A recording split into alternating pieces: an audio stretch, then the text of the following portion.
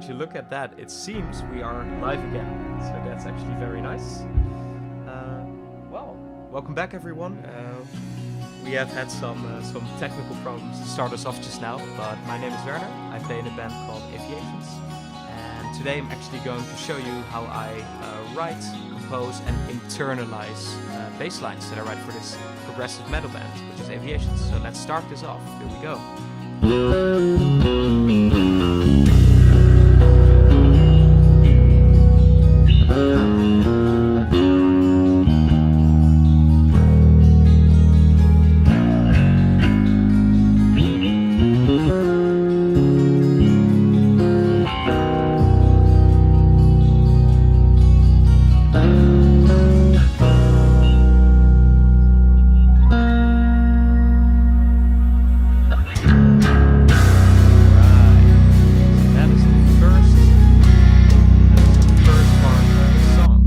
Is called Outliers. So once again, welcome to the stream. I'm going to be talking about how I actually write a lot of this stuff and how we as a band make these bass lines work. So first off, this part starts off very slowly. So we obviously have a very lengthy intro that you guys already heard. There's a lot of soft guitars that are just kind of opening up the song, and there's usually vocals on top of this as well. They sound a little bit like this. To keep it instrumental for you guys, just to show what the bass is doing, and vocals may make it a bit harder to discern that. Mute the vocals again and talk about what I'm doing. So the first part, the whole first part is actually rooted in B. So what I get to do is play mostly B major stuff on top of that. So when I was writing this, I was trying to find something which obviously stayed very nice and calm, but it should always support what's going on top. So the first thing I'm doing is actually sliding to another B right here, so a high B. And then I'm actually emphasizing a major chord, so the lick I'm playing is.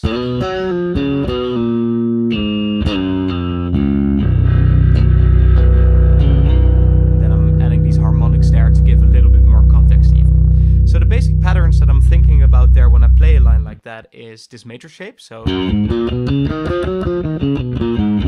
that's the first thing that I would always be thinking about in a session like that. Second thing there is that I'm kind of trying to get that pentatonic feel in there as well. So the whole. So again, to take that into the context of what the lick actually became is. And I'm sliding down there, but I could have also played. So it could have all been on this hand, but instead of actually keeping it there, I chose to slide down, because the slide actually add like a little bit more, I would say, a element where it's a bit more relaxed, where it's a little bit more laid back. That's what slides oftenly do for me. We'll actually get back on this subject a little later, but this is the first time in the song where I'm using it. So again, to play that lick, slide, and I'm actually just hitting the note just before I slide down, so you get that nice pinched effect. So that whole thing. I'll do it one more time. And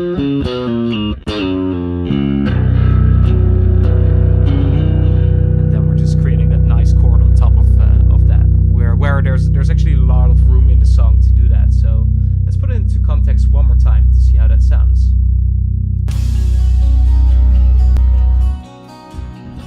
Let's play the whole little lick there.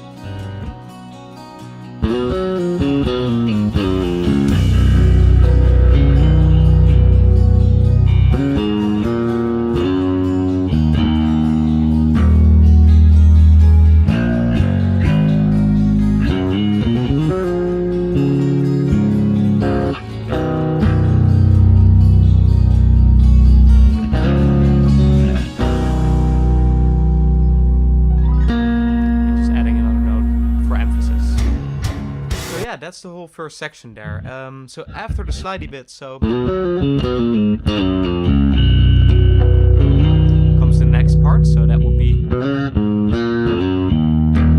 and that's all basically to lead into that D flat right there. And then we're doing the.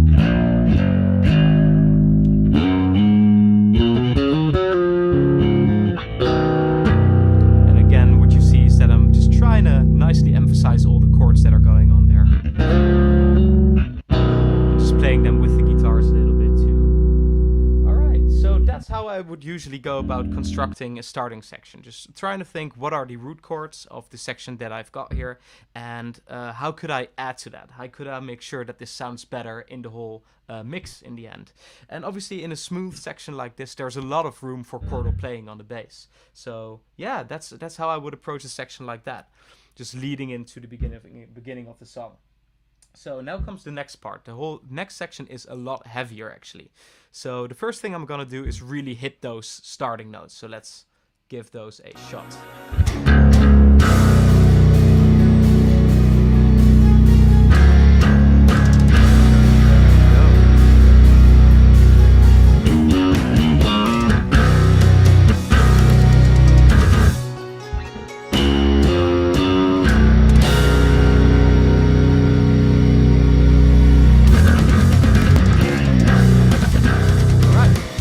That's what that section is. So let's listen to it one more time and let's have a look at why I'm making the choices that I'm making there. There we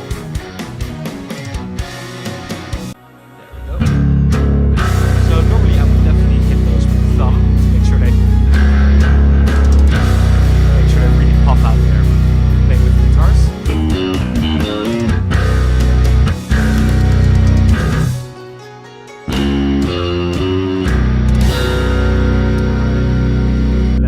That section right there, just let's get that isolated.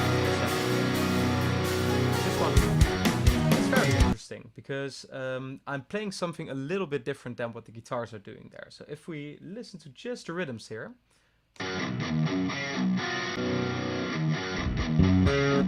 exactly. So instead of what I'm playing, because I'm going for, the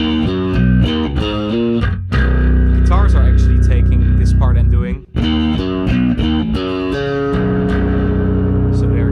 Different route there, but you don't always have to exactly double what the guitars do in a section like that. You definitely can. It will make stuff sound a lot tighter, but especially in a loose starting section like this where you're not really trying to nail every groove the same way. It's actually very nice to just differ a little bit from what the guitars are doing. So that's why I chose to go with and just add some more slides in there, and that's something I just really like to do in sections like that. So let's have a listen to those things together.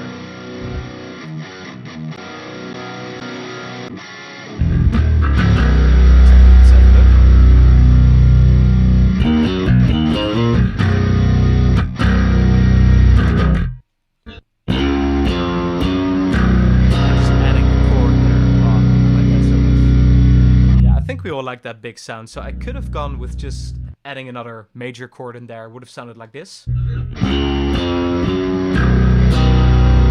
that works, right? Yeah, it definitely works too, but I chose to go a little different route and just getting that major second in there. So slide thing. So that one. It's a little bit of crunch, a little bit of dissonance, and especially again when you're trying to lead in something bigger, and the next section in Outliers, because that, sorry for the ones that tuned in just now, the song is called Outliers by Aviations.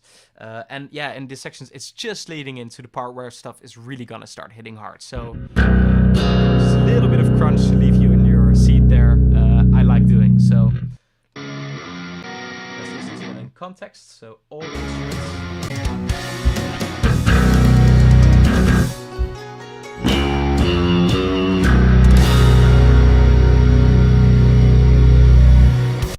And I'm actually getting a comment saying the mic is muted currently.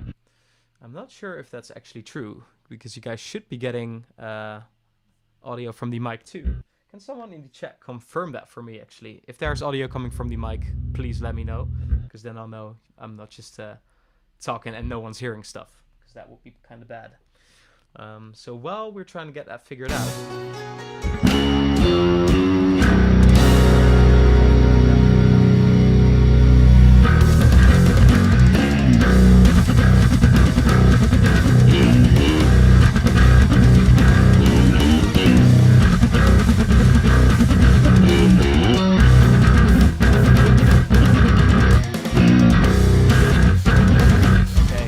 next part there, and I actually got some confirmation that you guys can hear me, so that's good. Volume seems to be a little bit low. We can change that. Thank you so much for checking in, mate. It should be a little bit better now though.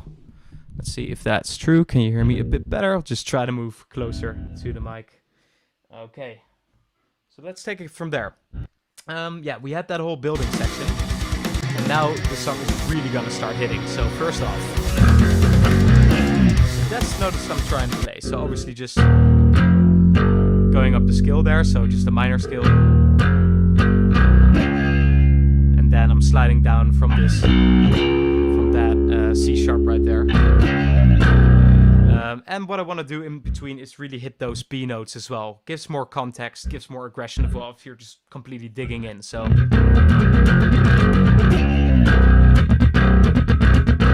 And obviously very different playing style from what I was doing before. So before my fingers were just very gently plucking at the strings.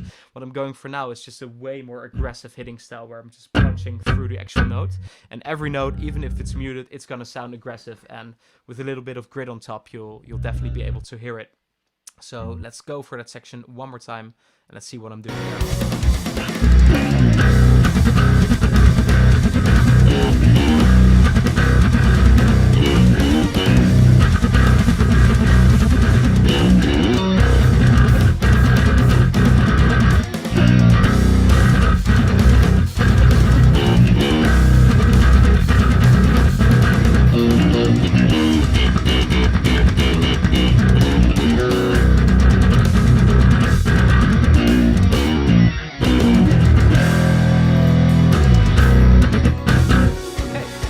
So obviously I'm really trying to follow the guitars there. I'm not even going to go into the nitty-gritty of that. I'm really just trying to play the riff exactly as the guitars are doing it there, which is basically what I'm giving you. Because every time a big section like that's hit, in progressive metal, we, at least with Aviations, want to have that sound tight. We want to have that sound really a uniform thing there. So that's also what I went with. So now on to the next section. Let's have a look at what the bass is doing here. Okay, so let's just start us off with something interesting there. So the first thing is that the guitars are playing so that thing there. Let's have a look. 1, 2,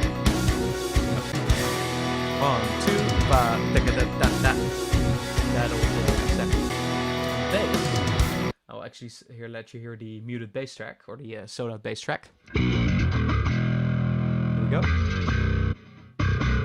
Yeah, exactly. So in the back, you actually hear that I did play on the recording. Oh, wait. So, yeah. So what you can hear is that on the actual recording, I did go with... But in the mix, it was actually cut down to just... And that's just a nice little trick because having the guitars hit that... those couple of ghost notes there, almost.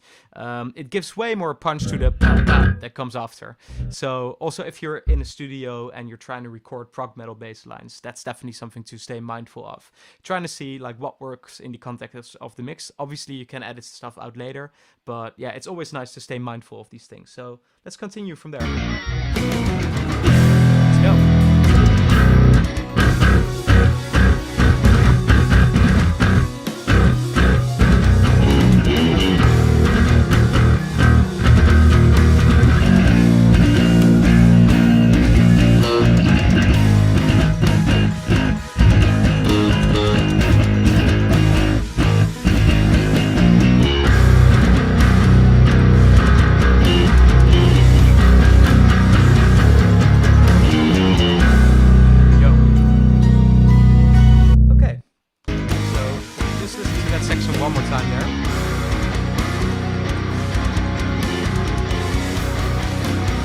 So probably the first thing you'll hear is that we're really just trying to emphasize the rhythm that's being played there. So in a minute, I actually want to get into more of how I would usually internalize rhythms once they're a little bit weirder, once they get maybe syncopated or something like that.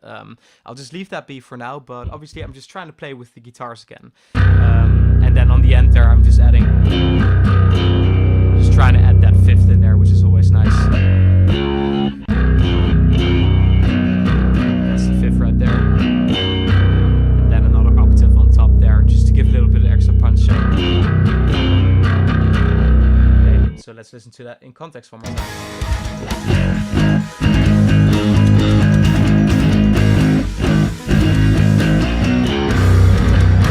Here we go.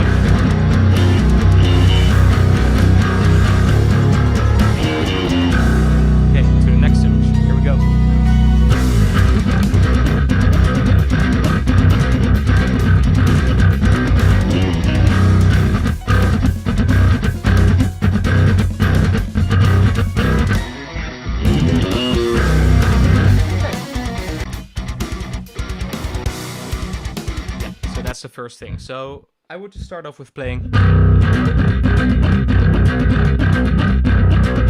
So important there is obviously the muting element. So in this situation here, also this is important to keep in mind in a recording setting. You're trying to always mute as well as you can, and with the bass you very quickly get, for example, natural harmonics. And if we were playing this note right here, so on the 12th fret, so that B, the high B there, we would usually, when I'm muting, we're not actually getting a muted note, we're getting all those harmonics out of it. So now I'm really trying to mute extra with my right hand to make sure that sounds as tight as possibly can be. So I would go with, and I'm actually almost squeezing the string after, so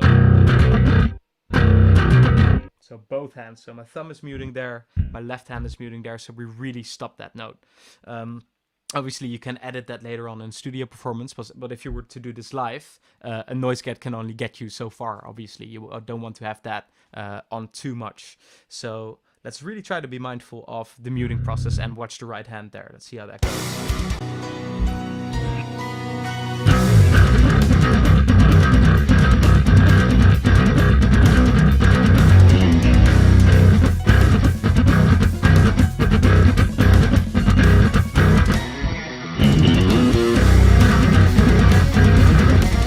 Obviously way easier in this part because I'm just muting down there. So let's take it from there. Same rhythm, just trying to play that same rhythm.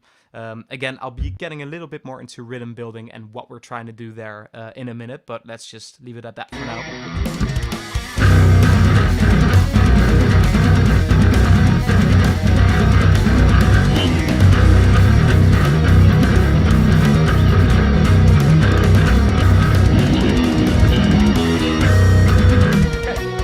So that whole part, same rhythm, but now we're just going for the open string. So I could have just gone for a B, so just... That could have been it, but just want to add a little bit of movement on top, and we're just adding the same notes, just an octave up and down, and it really gives that rolling feeling of that section there. So... again, as a bass player, you don't always have to go for all the fancy options, but just giving a little bit of extra flavor on top with maybe something like that can be fun. Obviously, could have been something completely different, but this is what I chose to do in this situation here. So yeah, let's see.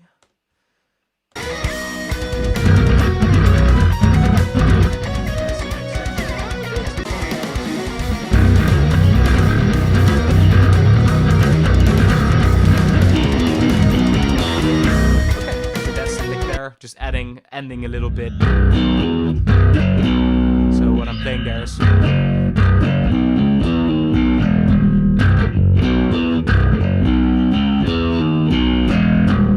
So just a little lick to end the section there. So.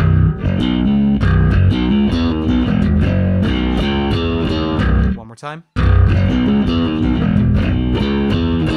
Once more.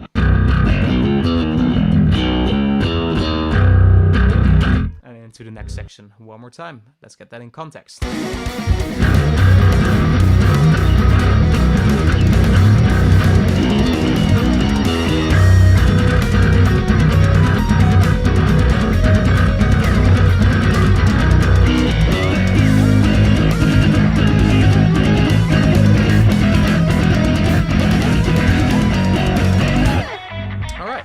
So now we are actually getting onto the rhythm portion of what I was talking about.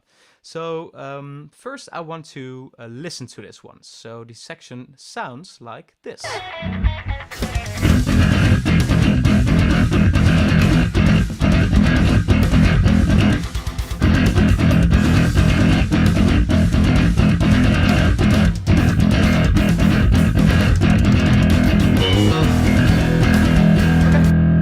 So that is what the sections sound like. Now let's break this down for a second. Let's see what we're doing here.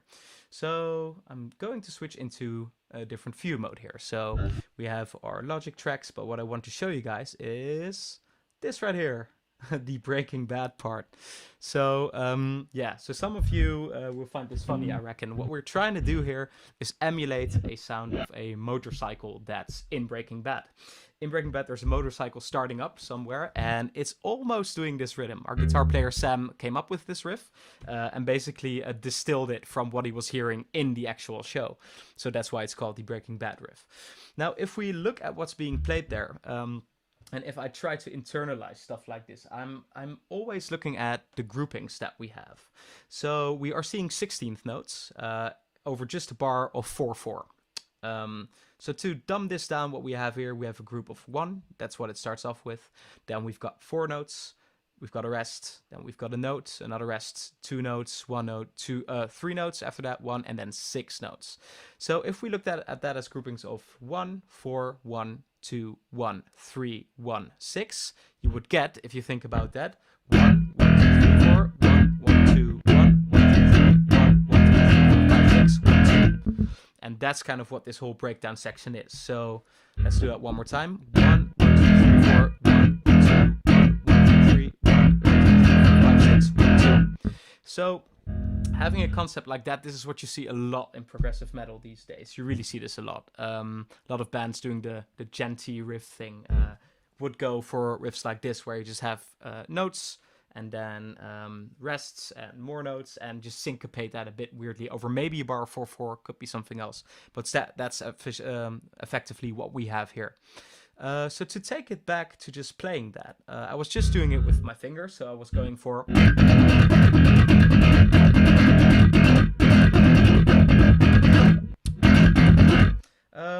I didn't like the attack of that too much, because the fingers really get a lot of really aggressive attack, and we want to lighten that a little bit. So going to switch back to the main view. On the record, I played that part with a pick, so let's listen to this in the session one more time. Played with a pick, and I think it sounds a lot better that way. So here we go.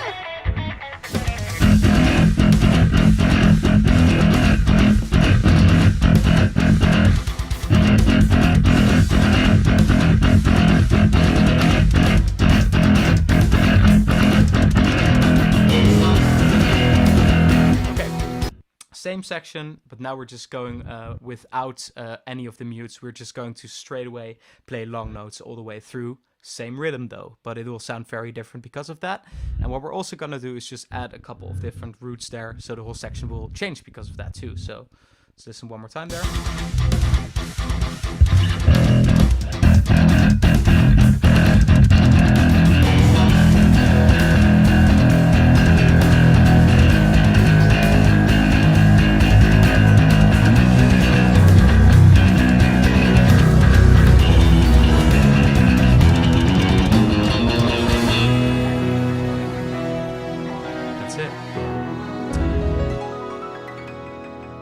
So what we had is the same part, and I'm just going at the end when I'm leading to the next notes. I'm just trying to emphasize the whole E major thing that's going on there. So.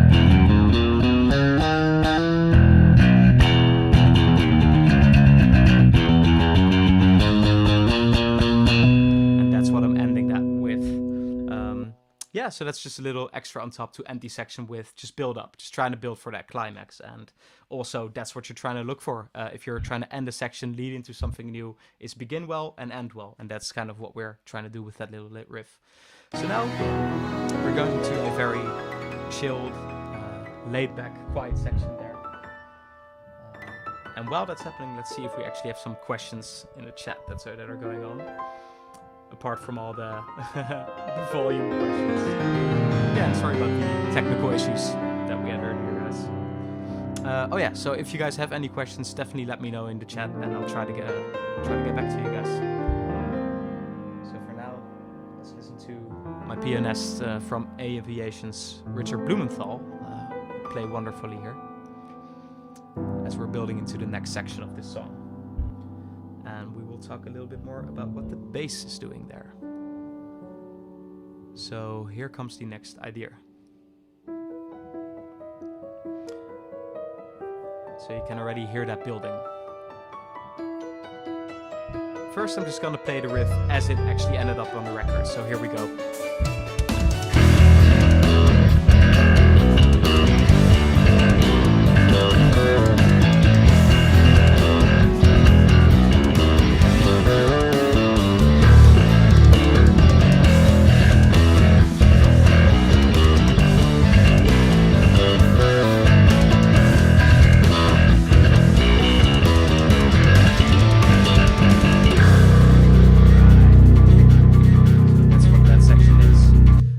go over what we are doing there.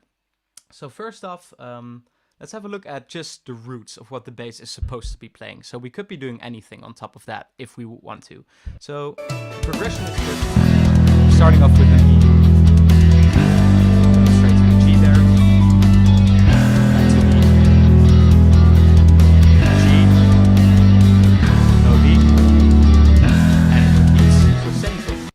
Now, this is something we could have just ended up with. We could have just gone, just playing an E, just playing a G, just ending with that D.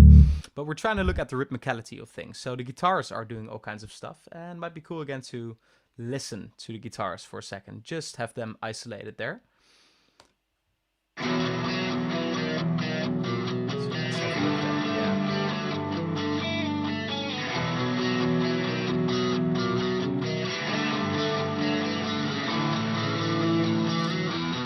look at, and let's partner that with the drums for a second.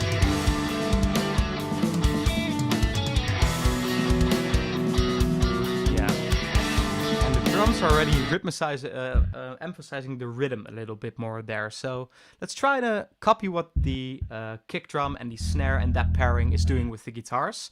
And just let's think about the root notes, add an octave on top, and try to stay rhythmic with that. So that's how we would usually go about writing a groove under this. So let's go.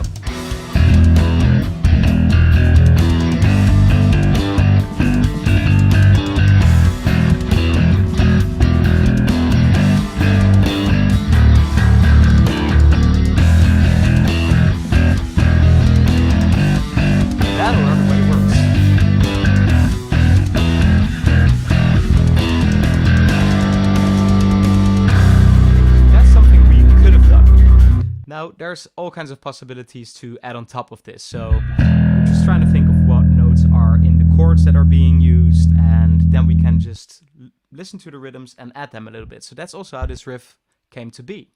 So let's listen again to that riff, break it down a bit.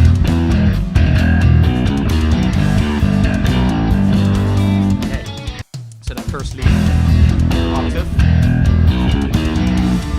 Obviously going for that. Already playing that major third from that G, so we're going for that whole G major sound there as well. And then we're going back to the root note E, so.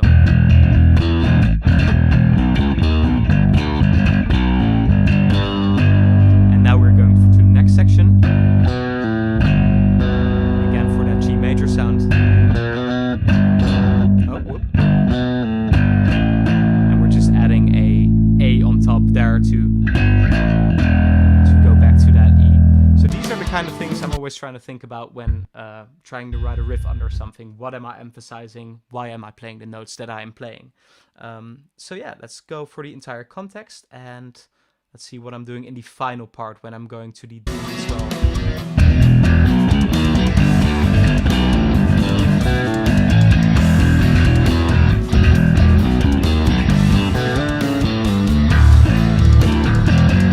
Okay, so that last part is just...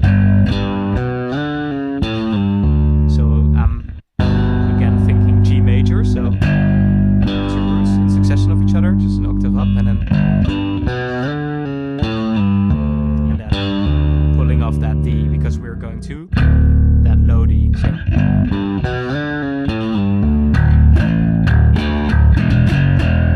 Okay, so that's what the whole riff ends up as, and let's try to play it one more time, and now you kind of know what I'm thinking about when I'm constructing a riff like that. So here we go.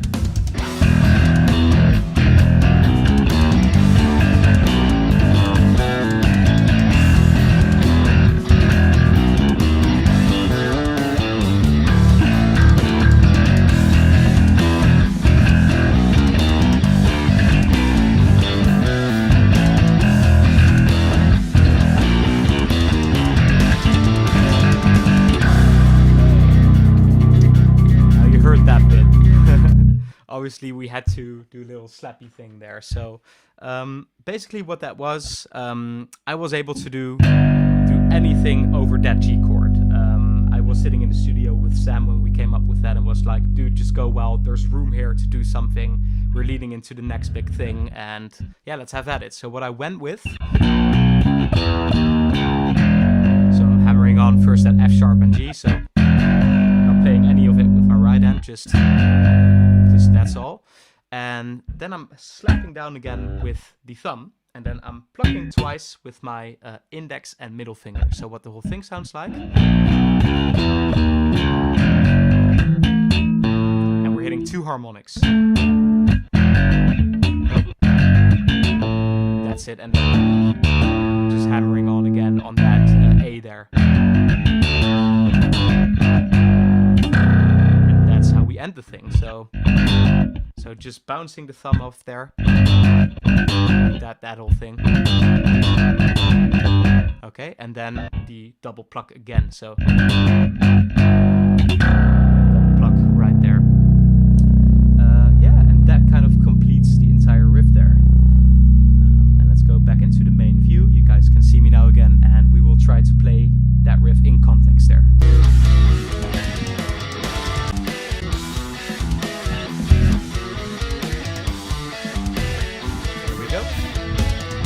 Also try to switch back to all the tracks, by the way. It should sound a little bit cool. You know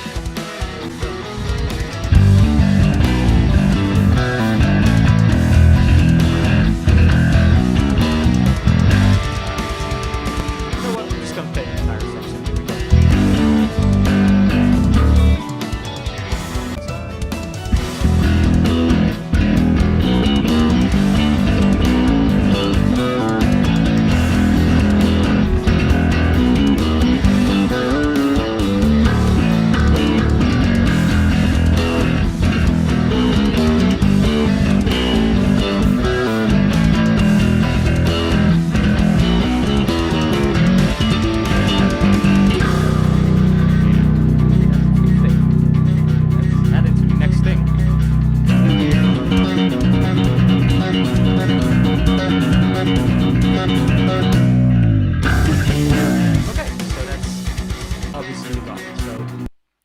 To little tapping riff there. So there's it looks a bit fast, it looks a bit crazy if you see it, but it's just made out of 2 patterns. First pattern is the pattern leading into the main tapping thing. It's just like a little setup, and it's this. So a chromatic slide into this, and what this is basically that C9 chord that I'm trying to emphasize there. So chromatically going from that whole thing, and now we are going into the main riff. So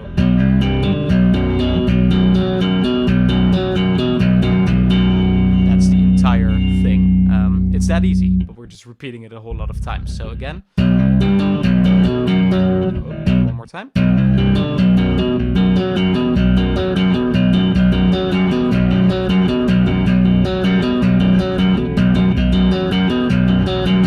And sliding down.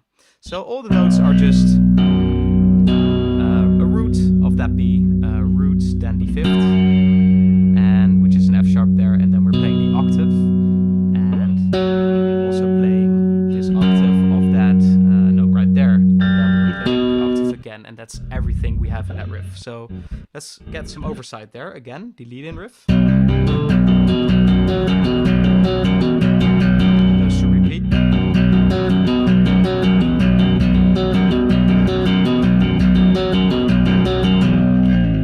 Sliding down. So we're gonna speed that up, and let's see what that sounds like again in context. Here we go. Now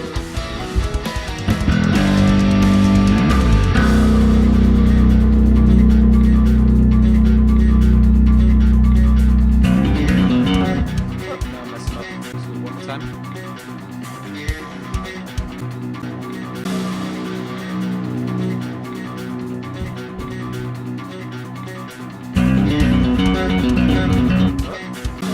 Messing up all over the place.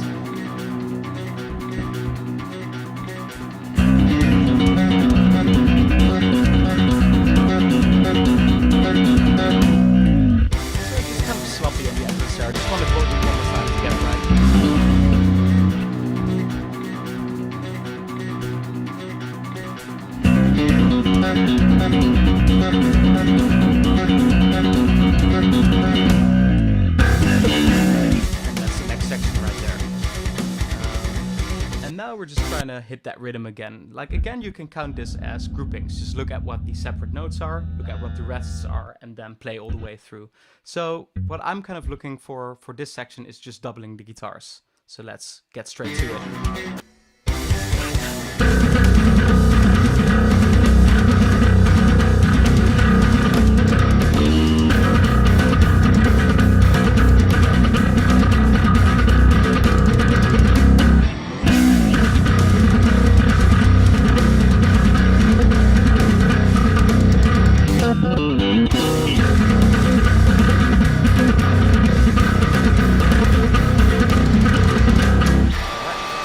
So that whole section is just a 1, 2, 3, 4, 1, 2, 3, 4, that whole thing. So it repeats, and then the addition of that part there. And obviously there's a little fancy riff in there. So let's listen to that one more time, because it is just this. And ending with that double stop there. So let's get some context on that one.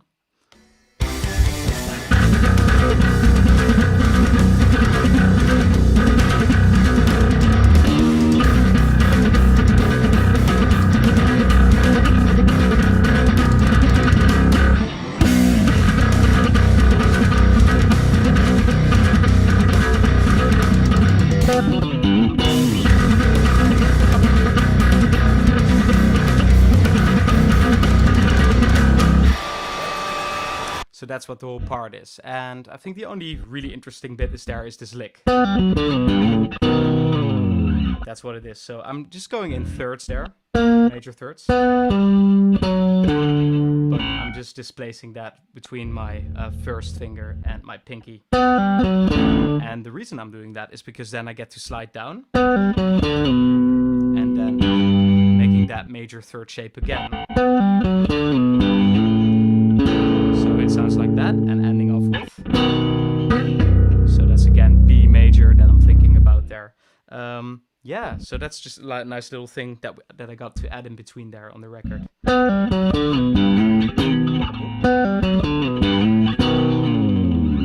Okay, and after that we are leading into the next section. And this is the heavy part, so this goes hard. Let's have a listen.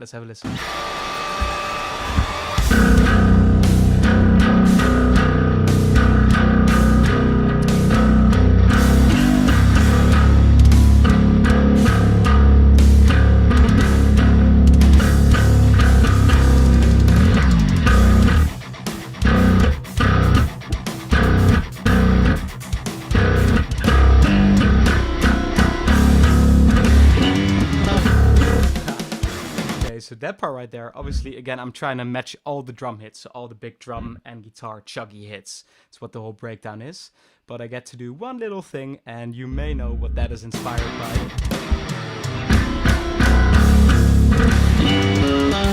That right there. So it is basically a whole tritone thing based on that C sharp there. So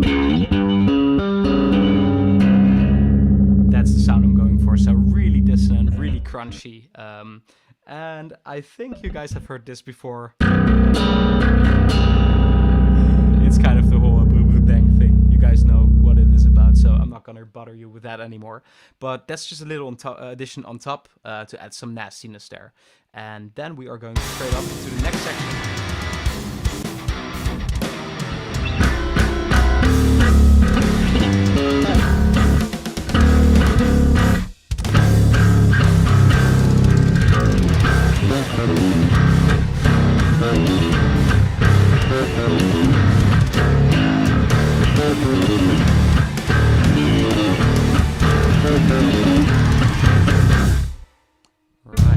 So what that is basically us just trying to explore the whole tone skill there a little bit. So we are starting with everything on C. So I'm trying to emphasize that low C. So we start off with so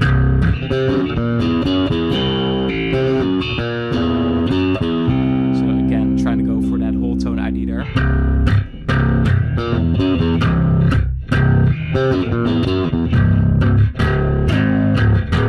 We're doing the same thing, we're just going up to a D. Now comes something a little different. And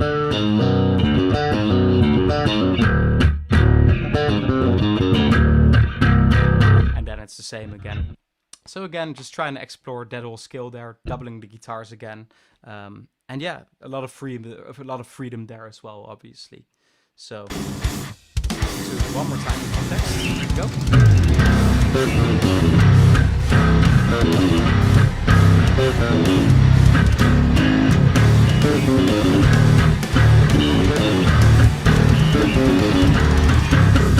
There we go. Okay. And now slowly but surely, we are working our way to the end of this song. And boy, is it a long one. It's an 11-minute belter. I'm just going to skip through this section a little bit. It's lengthy and it's just a lot of atmospheric stuff going on there. This is very different now, so I'm just gonna have notes ringing out here. And just to show you why I'm doing that, I'm just going to show the vocals also a bit here, because the vocals are really easygoing there, just really relaxed, and we're just not trying to get in the way of that as a bass player there. So let's have a listen.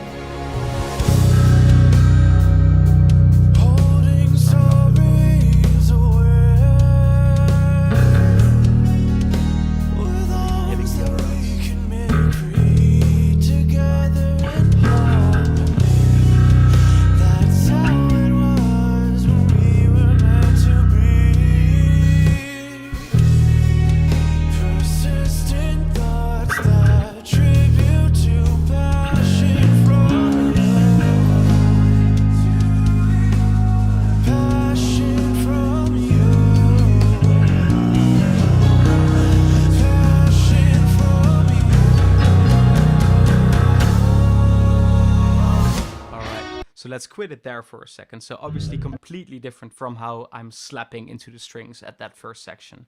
We're just trying to softly let those notes ring. Make sure they don't offend anything in the mix there. And then sliding into the next note instead of playing them all. And nothing really fancy on top of that. So I think you guys heard the vocals. It's really all about serving the vocals at that point and not getting in the way. The only little fill I'm playing on top of there is just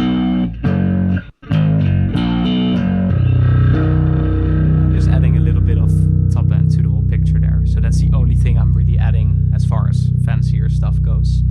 And then we are going into the next section, which is heavy again, and it's a breakthrough moment for the vocals. So obviously we're gonna really attack the strings there again. And that's what you want to think about in a section like that. So here we go.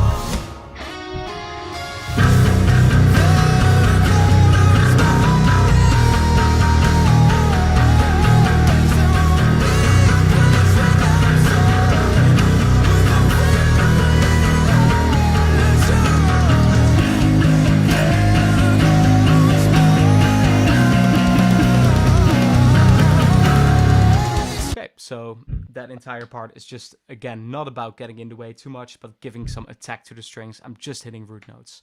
Okay, next part, and now we get to follow the guitars again.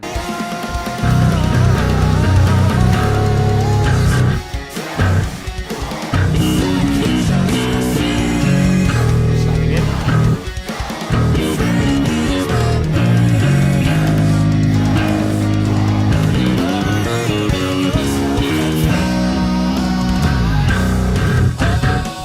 So all that is me just doubling the guitars. Nothing crazy there. I'm just trying to play what they're playing and just add on top of that, stay tight.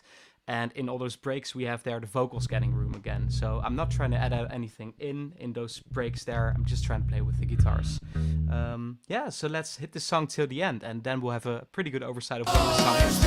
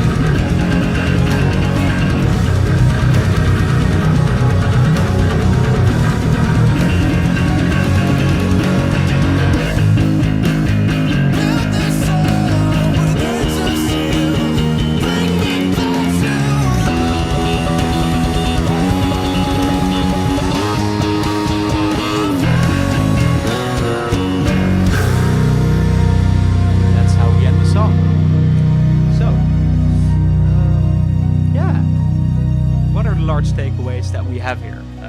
I think what you guys have definitely seen is that I'm trying to compartmentalize a lot of my ideas as much as I can. Just trying to think about what skill I'm playing, think about what chord is being played, and make sure we're always aware of the rhythmicality of things. I've shown you guys a little technique of how you can actually internalize these rhythms a little bit better, and yeah, I hope this really clarifies a lot of the process of at least how I go about writing my bass lines and making sure they work in context of the song and of the mix. And yeah, I think that's actually all for my explaining of what's happening in Outliers. I hope you guys enjoyed this. I thought it might be cool to actually finish off with playing through the entirety of the song. I'm just going to leave the vocals on and just listen to what we discussed, see how the song is played, and I hope you guys will enjoy it. So let's finish off with a little playthrough of Outliers by Aviations. Let's go. Let's hit it from the start.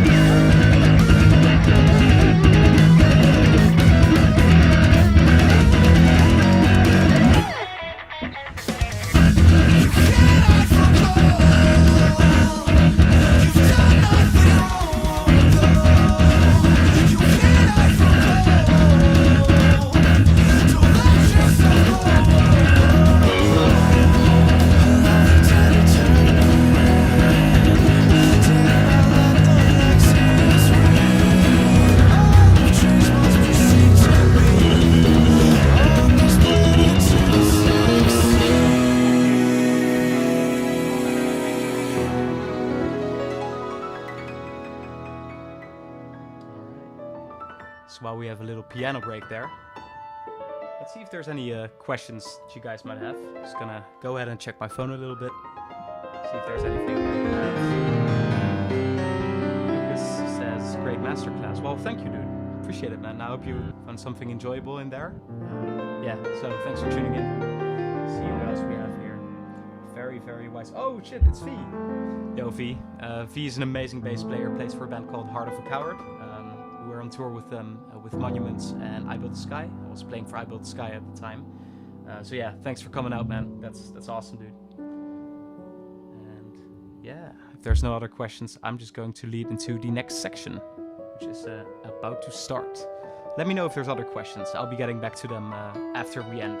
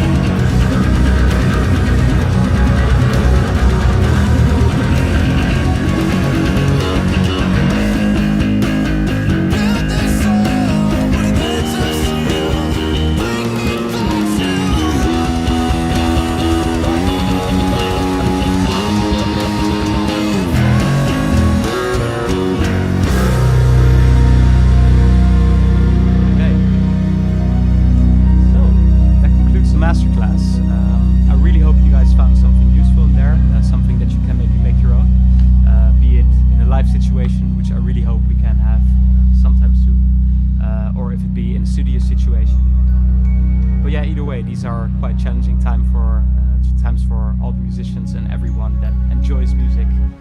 So I'm super stoked that, you guys have been watching and enjoying this. So hope to do one of these again. I really want to thank Dingwall Guitars, everyone involved, especially Philippe, for sticking with me here, because we had some serious technical issues, but we made it happen. Super stoked to have done it, and I really hope to see you guys sometime very soon. All right, have a good one, guys. Bye.